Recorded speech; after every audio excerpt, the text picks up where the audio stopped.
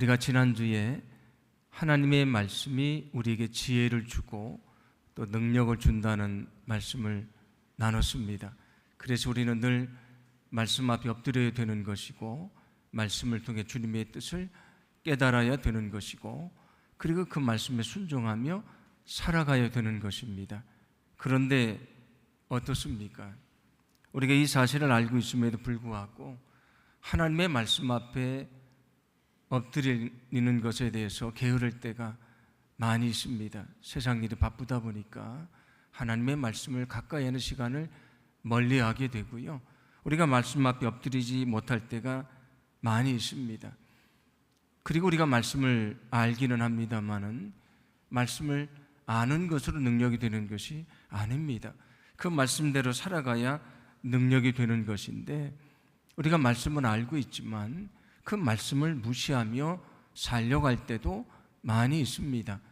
오늘 성경은 우리에게 무엇을 말씀해 주냐면, 우리가 하나님의 말씀 앞에 엎드려서 주님의 뜻을 깨달아야 되지만, 그러나 너희가 그 말씀을 알고 깨달았어도 그 말씀을 무시하며 살아가서는 안 되는 것이다. 그래서 하나님의 말씀을 무시하는 어리석음을 말씀해 주십니다. 우리가 지난 시간에 8절과 9절을 보시면 그 지혜의 말씀을 들려주시는데, 마치 그 부모가 자녀들에게 말씀을 가르치는 것처럼 그렇게 하나님의 말씀을 가르쳐주는 것으로 말씀을 했습니다. 부모가 자녀에게 말씀을 가르치는 것처럼 너희는 나의 말을 떠나지 말아라. 너는 이 말을 꼭 기억해라. 그러면 내 인생이 아름답게 될 것이다. 내 인생이 영광스럽게 될 것이다. 말씀을 해 주셨습니다. 오늘 10절 말씀도 이어서 부모가 자식에게 말씀하는 것처럼 말씀해 주시는데, 우리 10절 말씀을 제가 봉독해 드립니다. 내 아들아, 악한 자가 너를 꿰일지라도 따르지 말라. 아멘. 악한 자가 너를 꿰일지라도 따르지 말라라고 말씀을 합니다. 어떤 말씀이 됩니까? 하나님이 우리에게 하나님의 말씀만 들려주시는 것이 아니고, 우리 주변에서 사탄이 악한 사람들을 통해서 그와 반대되는 말씀을 우리에게 끊임없이 들려준다, 그런 얘기입니다. 만약에 그때 우리가 하나님의 말씀을 무시하고 그 말을 따르면 어떻게 되는가? 죄에 빠지고 만다는 것을 말씀해 주십니다. 오늘 11절 이하의 말씀을 보시면 악한 자가 어떻게 우리를 유혹하는지를 잘 말씀해 주는데, 악한 자가 몰래 와서 이렇게 말합니다. 우리가 숨어 있다가 사람들이 지나가면 그들을 습격해서 그들의 것을 빼앗자. 그러면서 이렇게 말합니다. 오늘 13절인데 함께 봉독합니다. 우리가 온갖 보화를 얻으며 빼앗은 것으로 우리 집을 채우리니. 아멘. 그렇게 몰래 숨어 있다가 다른 사람들의 것을 빼앗고 그것으로 우리의 보화를 삼고 우리의 집을 채우자라고 얘기를 합니다. 이런 사탄의 시험과 유혹이, 악한 자들의 유혹이 늘 우리의 가까이 있다라고 하는 말씀이 됩니다. 그들은 말합니다. 방법은 중요하지 않다. 우리의 목표를 이루는 것이 더 중요한 것이다. 만약에 우리의 목표를 이룰 수 있다면 수단과 방법은 문제가 되지 않는다. 적당히 거짓을 말해도 되는 것이고 남을 속여도 되는 것이다. 정해진 법을 어겨도 문제가 되지 않는다고 유혹을 합니다. 세상 사람들이 다 그렇게 세상과 타협하며 살아갑니다. 그런데 주님이 십계명에 대해서 말씀하실 때에 이웃사랑의 계명을 말씀하시면서 이렇게 말씀을 하셨는데, 마가복음 10장 19절입니다. 제가 봉독해 드립니다. 내가 계명을 안 하니 살인하지 말라, 간음하지 말라, 도둑질하지 말라, 거짓 증언하지 말라, 속여 빼앗지 말라, 내 부모를 공경하라 하였느니라. 예수님이 그 십계명의 이웃사랑의 계명을 다시 말씀해 주시는데, 여기 보시면 속여 빼앗지 말아라, 그렇게 얘기를 합니다. 너희는 남을 속여서 부당하게 이득을 취해서는 안 되는 것이다. 세상에서는 그래도 괜찮다, 그럴 수 있다고 말하지만 너희는 그렇게 살아서는 안 되는 것이다. 그런 말씀이 됩니다. 주님이 우리에게 끊임없이 말씀을 하십니다. 너희는 남을 속이지 말아라. 너희는 정직하게 살아가라. 너희는 거룩하게 살아가라 말씀하시지만 우리가 그 말씀을 무시하면 어떻게 되는가? 우리는 죄를 범하고 만다는 것입니다. 그래서 오늘 성경은 우리에게 하나님의 말씀을 무시하지 말아라. 너희가 하나님의 말씀을 무시하면 죄를 범하게 된다는 것을 말씀해 주십니다. 여러분, 우리가 하나님의 말씀을 무시하면 죄를 범하게 된다는 것을 기억하시기를 바랍니다. 그래서 성경 끊임없이 우리에게 말씀에 따라 살아가라고 그렇게 말씀하십니다. 아까 남을 속이지 말라고도 말씀을 드렸는데 성경에 보면 이런 말씀이 나옵니다. 너는 두 개의 저울추를 가지고 있지 말아라. 하나는 원래 그 정당한 저울추고요, 하나는 속이는 저울추입니다. 그런데 두 가지 저울추를 가지고 사람을 속여서는 안 되는 것이다. 또 뭐라고 말씀하시냐면 너희는 대를 속여서는 안 된다고 말씀을 합니다. 이 대라는 것이 무엇입니까? 곡물을 재는 그런 도구지 않습니까? 그 열대가 되면 우리가 잘 아는 한 말이 되는 것인데, 제가 어렸을 때 그런 얘기 들었습니다. 시장에 가면 어떤 장사들은 두 개의 대를 쓴다라고 얘기를 합니다. 그래서 그 곡물을 파는데 곡물을 사러오는 사람도 있고 팔아서 돈을 벌려고 오는 사람들도 있습니다. 그런데 그때 쓰는 그 대가 다르다는 얘기입니다. 그 곡물을 팔러온 사람에게는 이 곡물이 더 들어가는 그런 대를 쓰고요, 자기가 또 대에서 팔아야 될 때는 적게 들어가는 대를 쓴다. 그들도 두 개의 대를 가지고 있다고 얘기한 것을 제가 들었는데, 오늘 성경은 우리에게 말씀을 합니다. 남을 속이지 말아라. 그것은 하나님의 뜻이 아니다. 너희는 하나님의 말씀을 무시하지 말아라. 하나님의 말씀을 무시하면 죄를 범하게 된다고 말씀을 합니다. 우리가 생각하기에 살다 보면 사람들과 관계가 나빠질 수도 있고요, 우리가 미워하는 마음을 가질 수도 있지 않습니까? 그럴 수 있다고 생각합니다. 누구나 다 그렇게 살아가기 때문입니다. 나만 그런 죄를 짓는 것이 아니고 다른 사람들도 그렇게 죄를 지으며 살아가니 내가 남을 미워하는 것은 죄가 되지 않는다고 생각할 때가 많이 있습니다. 그런데 우리가 성경 말씀을 읽다가 이 말씀 앞에서 우리는 충격을 받게 됩니다. 요한일서 3장 15절은 뭐라고 말하냐면 형제를 미워하는 자마다 살인하는 자라고 얘기를 합니다. 우리가 마음으로 미워할 수 있다고 생각하지만 성경은 뭐라고 말하냐면 내가 마음으로 사람들을 미워하는 것은 살인하는 것과 같은 것이다. 주님이 말씀하셨던 것처럼 내 마음속에 음욕을 품으면 이미 간음을 한 것이다. 간음을 한 사람만 간음을 한 것이 아니고요, 살인한 사람만 살인을 한 것이 아니고 마음속에 음욕을 품으면 이미 간음을 한 것이고 우리의 마음속에 미움을 품으면 이미 살인을 한 것이다. 그런 말씀이 됩니다. 그런데 우리는 하나님의 말씀을 듣지만 그 말씀을 무시하며 살 때가 많이 있습니다. 왜 아담과 하와가 에덴 동산에서 돌이킬 수 없는 죄를 졌습니까? 하나님의 말씀을 무시했기 때문입니다. 하나님이 뭐라고 말씀하십니까?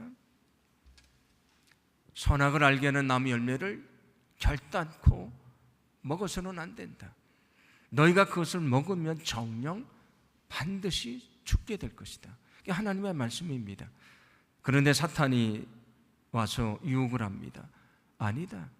네가 그 열매를 먹으면 눈이 밝아져서 하나님과 같이 될 것이다. 그런 유혹의 말을 들려주는데 그들이 하나님의 말씀을 무시하고 사탄의 그 말에 마음을 빼앗기 시작을 했고요, 결국 그들은 돌이킬 수 없는 죄를 짓고 말았습니다.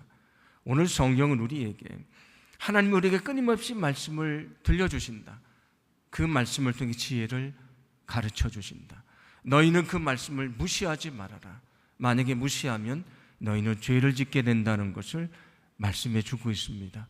소망하기는 저와 여러분이 늘 말씀 앞에 엎드려서 그 하나님의 말씀을 배우고요, 거기서 주님의 뜻을 깨닫고 늘 그 말씀 가운데 순종하며 살아감으로 우리에게 찾아오는 그 시험과 유혹을 물리치고 우리가 믿음 안에 승리하게 되기를 간절히 소망합니다. 오늘 성경 20절과 21절은 이렇게 말씀을 합니다. 함께 봉독합니다. 지혜가 길거리에서 부르며 광장에서 소리를 높이며 시끄러운 길목에서 소리를 지르며 성문 어귀와 성중에서 그 소리를 발하여 이르되. 아멘. 여기 지혜가 외치는 것으로 말씀을 합니다. 특히 잠언 말씀은 지혜를 마치 그 인격을 가진 사람처럼 그렇게 비유를 해서 얘기를 합니다. 그래서 지혜가 말하기도 한다 말씀을 하는데 오늘 바로 그 말씀입니다. 하나님의 말씀이 지혜를 주시는데 그 지혜가 말하는데 어떻게 말하냐면 길거리에서도 부른다. 그 얘기는 무슨 얘기입니까? 너희는 지혜를 얻으라, 그런 말씀을 들려준다는 얘기입니다. 광장에서 사람들이 다 들을 수 있을 정도로 소리를 높여서 지혜를 얻으라고 외칩니다. 길목에서도 성중에서도 소리를 낸다고 말합니다. 하나님의 말씀을 통해 주시는 그 지혜를 얻으라고 말씀을 하고 있다고 하는 것입니다. 그 얘기는 어디서나 지혜를 들으라는 말씀을 그들이 들을 수 있다, 그런 말씀이 되는데, 오늘 이 말씀은 어떤 것을 말씀해 주는 것이냐면 그 당시 유대인들의 삶을 보여주시는 그런 말씀이 됩니다. 자, 하나님의 말씀을 통해서 지혜를 얻는다고 말씀을 드렸는데, 유대인들은 늘 하나님의 말씀을 가까이 하며 살아갔습니다. 얼마나 가까이 했냐면 이 성경 말씀을 기록한 줄을 손에다가 이렇게 메고 다녔고요, 쪽돌이처럼 머리에다가 쓰는데 그 안에 보면 그 작은 두루마리로 성경 말씀이 쓰여져 있고 그거를 넣어가지고 다닙니다. 몸에 하나님의 말씀을 지니고 다녔다, 그런 얘기입니다. 그것만이 아니고 집에 기둥에다가도 하나님의 말씀을, 문의 그 기둥에다가도 하나님의 말씀을 기록해 놓고요, 우리가 가정에 들어가면 이런 액자들로 성경 말씀이 있는 것처럼 그들도 집안에도 성경 말씀을 기록해 놨습니다. 그것만이 아니고 그들은 길거리에서도 기도를 하고요, 길거리에서도 성경을 읽었습니다. 그래서 유대인들은 늘 하나님의 말씀을 몸에 지니고 다니고요, 어디 가든지 하나님의 말씀을 들을 수 있었습니다. 하나님의 말씀이 가까이 있었다는 말씀인데, 모세도 이스라엘 백성들에게 이렇게 말한 적이 있습니다. 신명기 30장 11절과 14절인데 제가 봉독해 드립니다. 내가 오늘 내게 명령한 이 명령은 내게 어려운 것도 아니요 먼 것도 아니라 오직 그 말씀이 내게 매우 가까워서 내 입에 있으며 내 마음에 있은즉 내가 이를 행할 수 있느니라. 아멘. 하나님의 말씀이 멀리 있지 않다. 늘 가까운 곳에 있다. 내 마음에도 있고 내가 고백하는 내 입술에도 하나님의 말씀이 있다, 그렇게 말씀해 줍니다. 오늘 이 말씀을 통해서 우리에게 무엇을 말씀해 주냐면 늘 하나님의 말씀을 가까이 하며 살아가라, 그런 말씀이 됩니다. 늘 하나님의 말씀을 가까이 하며 살아가라. 그 말씀을 통해서 하나님의 뜻을 깨닫고 순종하며 살아가라, 그런 말씀이 됩니다. 그런데 그들만이 아니고요, 우리에게도 하나님의 말씀이 아주 가까이 있습니다. 제가 여러 번 말씀드렸지만 우리가 손만 뻗으면 닿을 수 있는 것에 성경 말씀이 있고요, 요즘은 기독교 텔레비전을 보면 여러 목사님들의 설교를 들을 수 있고요, 우리가 들고 다니는 스마트폰에 유튜브를 통해서 세계 여러 목사님들의 설교를 들을 수 있습니다. 백화점에 가면 설교집이요, 홍수처럼 쏟아져 나와 있습니다. 하나님의 말씀이 늘 우리 안에 가까이 있습니다. 우리가 가지고 있는 스마트폰 안에도 성경 어플들이 깔려 있지 않습니까? 제가 오늘 제 성경 그 스마트폰을 봤더니 저도 3개가 깔려 있는데 하나님의 말씀이 멀리 있지 않습니다. 늘 우리 안에 가까이 있습니다. 그런데 우리는 어떻습니까? 하나님의 말씀을 가까이 하며 살아가야 되는데 이렇게 가까이 있음에도 불구하고 그 말씀을 정말 가까이 하지 못하고요, 그 말씀을 멀리하며 살 때가 많이 있습니다. 이것은 하나님의 말씀 앞에 엎드리는 것을 게을리한다는 것만이 아니고요, 말씀을 듣고도 그 말씀을 따라 살지 않는다는 그런 말씀이 됩니다. 정말 하나님의 말씀을 가까이 하는 사람은 어떤 사람입니까? 늘 말씀을 가까이 두고요, 그 말씀을 듣고 말씀을 묵상하고 그 말씀에 따라 살아가는 사람을 말하는 것입니다. 여러분, 소망하기는 저와 여러분이 늘 하나님의 말씀을 가까이 하고 그 말씀을 읽고 묵상하고 말씀에 따라 순종하며 믿음 안에 살게 되기를 간절히 원합니다. 신명기 17장 18절과 19절 보시면 이런 말씀이 나오는데 우리 함께 봉독합니다. 그가 왕위에 오르거든 이 율법서의 등사본을 레위 사람 제사장 앞에서 책에 기록하여 평생에 자기 옆에 두고 읽어 그의 하나님 여호와 경외하기를 배우며 이 율법의 모든 말과 이 규례를 지켜 행할 것이니라. 아멘. 여기 율법서의 등사본 성경 말씀을 말합니다. 왕에게 주시는 말씀입니다. 내가 왕이 되면 이렇게 하라는 말씀인데 율법서의 등사본을 기록을 해라. 그때는 성경을 다 필사를 할 때니까 그 기록하는 것이 얼마나 힘듭니까? 그래도 그 말씀을 다 기록을 해라. 그래서 그 말씀을 내 평생에 내 옆에 두라. 그리고 뭐라고 말합니까? 그 말씀을 들어서 읽어라. 그리고 거기서 하나님이 말씀하시는 뜻을 배워라. 그렇게 말씀하고요. 또 마지막에 뭐라고 말씀합니까? 너는 그 말씀을 지켜 행할 것이라. 너는 성경 말씀을 기록해서 평생에 내 옆에 두고 말씀을 읽고 배우고 지키며 살아가라. 그렇게 말씀을 하시는데 우리가 성경 말씀을 기록할 필요가 없지 않습니까? 이미 우리는 성경을 가지고 있습니다. 이미 이 말씀은 우리 곁에 아주 가까이 있습니다.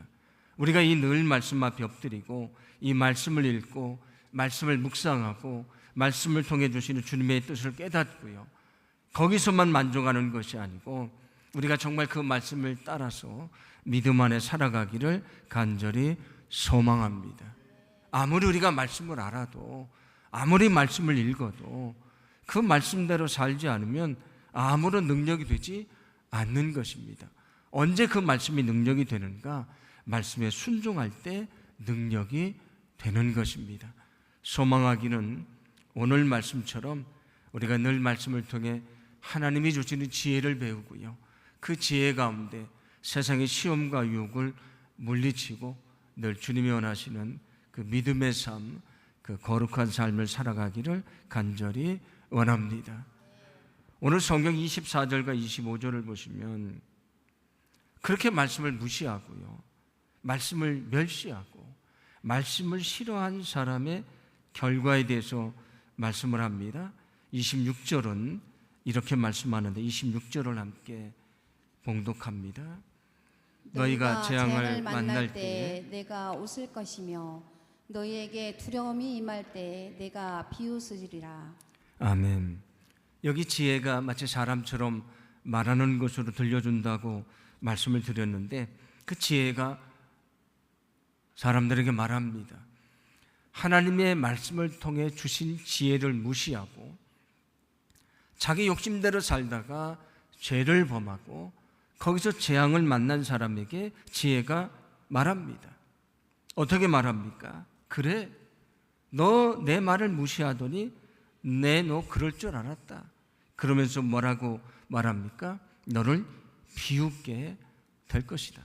28절을 보시면 내가 뒤늦게 후회하고 그 지혜를 찾으려고 애를 쓰지만 너는 찾지 못할 것이다. 내가 그렇게 소리를 쳤는데, 내가 그 말을 무시했는데 나는 다시는 너에게 대답해 주지 않을 것이다. 나는 너를 만나지도 못할 것이고 너는 지혜를 찾지 못할 것이다 라고 얘기를 합니다. 오늘 이 지혜라는 것을 통해서 우리에게 무엇을 말씀해 주고 있냐면 하나님의 말씀을 통해 지혜를 가르쳐 주시는데 결국 그 지혜의 말씀을 무시하면 우리는 죄를 범하게 돼 있다.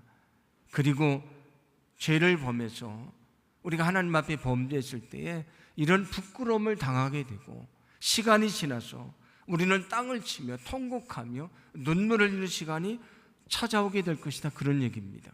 그래서 우리에게 뭘 말씀해 주냐면 너희는 하나님의 말씀을 통해 주님의 뜻을 깨달아라.